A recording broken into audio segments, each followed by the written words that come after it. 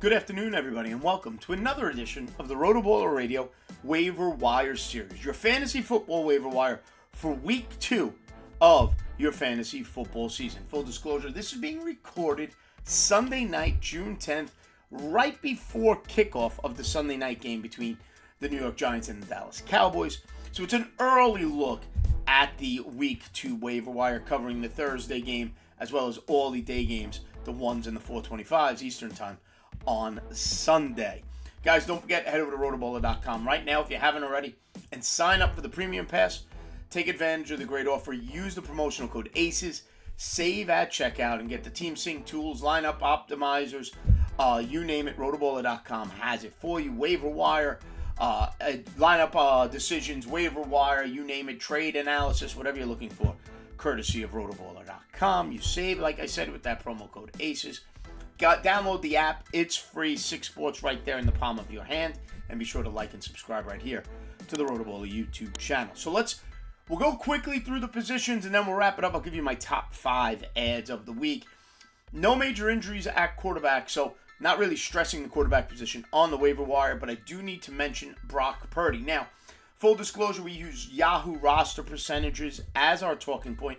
Try to keep most of the players 50% or less in terms of rostered on Yahoo. And Brock Purdy's a little bit above that, 55%. But Brock Purdy is the one quarterback I did want to mention. He's, to me, even at 55% under rostered, goes 19 to 29, 220, 2 touchdowns, hooking up with Brandon Ayuk all day long. Ran the ball 3 times for 20 yards in a 6-point per passing touchdown format. It was 20.8 fantasy points, and he goes against the Rams next week at the Rams. Rams look good, upsetting the Seattle Seahawks. We'll talk more about a few of their players in a few minutes. Here's the thing. There was no major injury at quarterback, but if you had Justin Fields, let's say, as your primary quarterback, and you don't have a second QB, or maybe one of your second QBs for some reason is the Bryce Youngs, the CJ Strouds of the world, Brock Purdy needs to get on that roster, okay? Justin Fields didn't look great. Okay, near the end, he put up some points, but overall, it wasn't great. He didn't run nearly as much as people wanted him to. 2 turnovers. All I'm saying is a little bench depth, not the worst thing you can have, and Brock Purdy is available in 45% of leagues. Now, let's get to the heavy lifting. The running back position, the big news, obviously, J.K. Dobbins, season over, torn Achilles. So now that makes Gus Edwards, in my opinion, the number 1 fantasy ad, regardless of position, right now heading into week 2. 18% rostered, ended up with 8 carries, probably 8 more than we thought maybe he would have, as he kind of took over down the stretch for the Baltimore Ravens.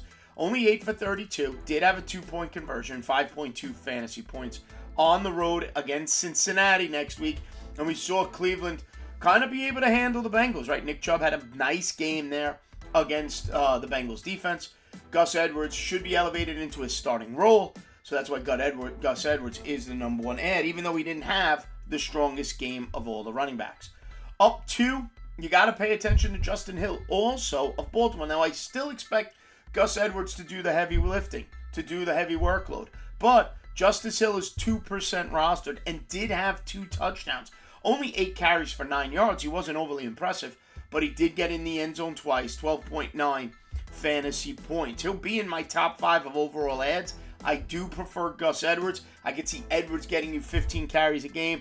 Justice Hill being a change of pace back. Maybe stealing some goal line work, but Gus Edwards has had success working the goal line as well, so I'm not overly concerned about that. But I do expect Gus Edwards to be the primary guy. My third running back to mention here today, Kyren Williams of the Los Angeles Rams. Now, Cam Akers had most of the carries, 22 carries, but only 29 yards and a touchdown. Williams for the Rams, 7 less carries, only 15 carries, which is still a fair workload. 52 yards, 2 touchdowns. Looked more dynamic, looked more explosive, and looked like the best running back on that Rams team. 17.4 fantasy points. Now, the reality is I would probably have him over Justice Hill. If you didn't have J.K. Dobbins and you have Cam Akers, you can make Kyren Williams your number 1 ad at the running back position without any hesitation.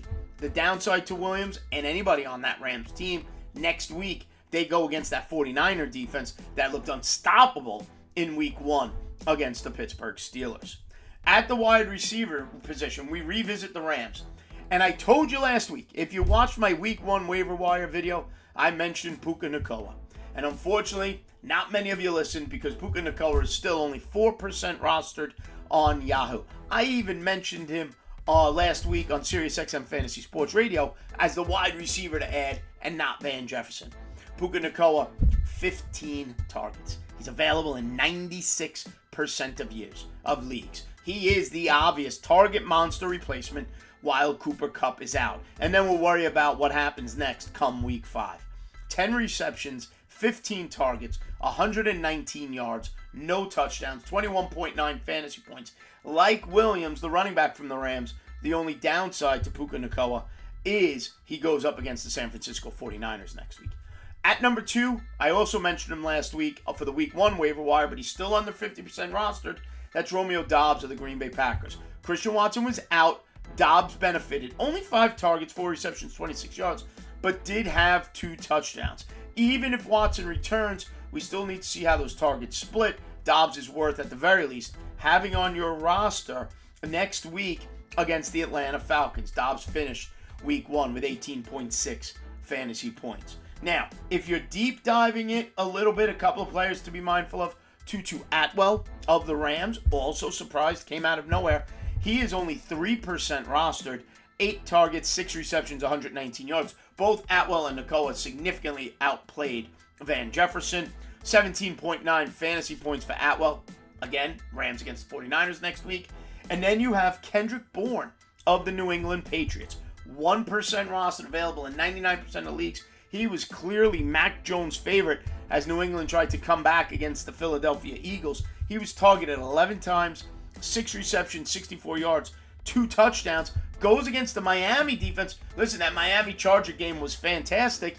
Great win for the Dolphins, but they did give up 30 points to the Chargers. There's opportunities there for New England to put up some points, and Kendrick Bourne coming off a 24.4 fantasy point game. And finally, we got to see how the targets work out, but Rashid Shaheed was a late-round darling in drafts. Rashid Shaheed had moments last season, big play moments. Now, Michael Thomas stayed healthy. Chris Olave had a big game. Derek Carr threw the ball all over the field. The Saints didn't run much. It's a nice Saints offense. Olave, Michael Thomas, when you get Kamara back in Week 4. Juwan Johnson's a capable tight end. And now Rashid Shaheed providing a big play option in that Saints offense. He's only 16% rostered. 6 targets, 5 catches, 89 yards, 1 touchdown, 2 rushes for 11 yards, 19 fantasy points, and a decent matchup against the Carolina Panthers. So to recap those wide receivers real quick, Puka Nacua is my favorite out of all of them. Romeo Doubs, Tutu Atwell, also the Rams, Kendrick Bourne, Rashid Shaheed of the New Orleans Saints. And if you're looking for a tight end, and remember, Kelsey's hopefully back Week 2, Kittle played, Waller's playing, Mark Andrews maybe back. A lot of people added Isaiah Likely, although he didn't do much. But Hayden Hurst had a nice rapport with Bryce Young in Carolina. He was the safety net for Bryce Young throughout that game for the Carolina Panthers. Hayden Hurst is only 10% rostered.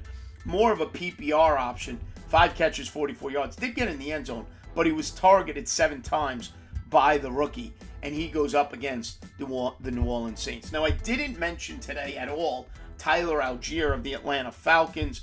Monster game, 15 for 75, 2 touchdowns, sharing the workload with Bijan Robinson, who had 10 carries. Bijan also had 6 receptions in the receiving touchdowns.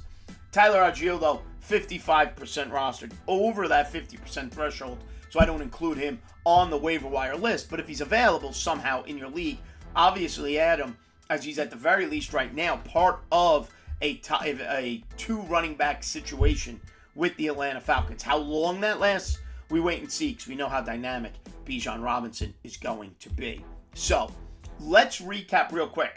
Quarterback Brock Purdy if you need depth. Running backs, Gus Edwards, Justice Hill, Karen Williams of the Rams. Wide receivers, Puka Nacua, Romeo Doubs, Tutu Atwell, Kendrick Bourne, Rashid Shaheed. Tight end, Hayden Hurst.